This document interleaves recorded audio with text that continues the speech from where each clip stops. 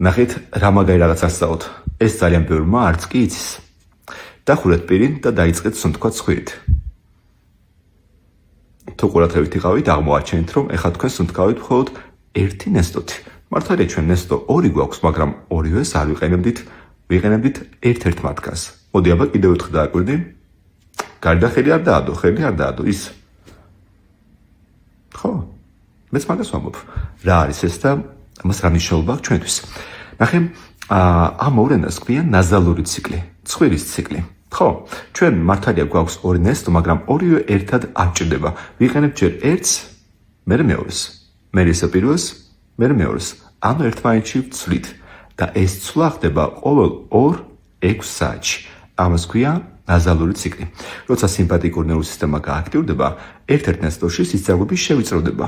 ეს შეამცირებს ლორწოვანი გარსის შეშუპებას და ის გახდება გამავალი. თქვენ ამ დროს სუნთქავთ მაგნესტოთი.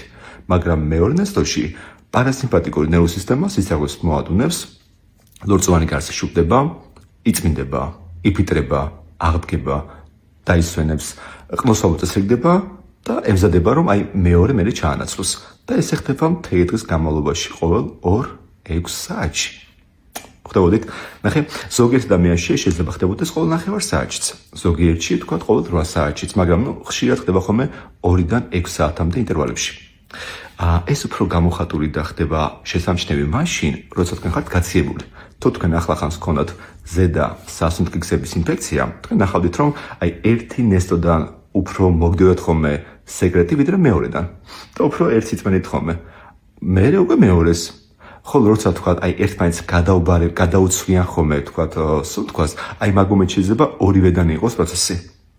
როცა ერთმანეთს უკვე გადააბარებენ ხოლმე, მე უკვე მოუჩი სამუშაოს, ახლა შეინჯერია, მაგ მომენტში შეიძლება ორივე ნესტოთიც სუნთქავდეთ. დაიმახსოვრე, ეს რაღაცა ახლა მე მოგიყვები, ეს არის ნაზალური ციკლი. თუ ეს იცოდი, მაშინ მოიწონე ვიდეო. თუ ეს არ იცოდი, მაშინ დააგულე და მალე დარჩევით და ასევე გავზიარებ სხვებსაც. საინტერესო იყო.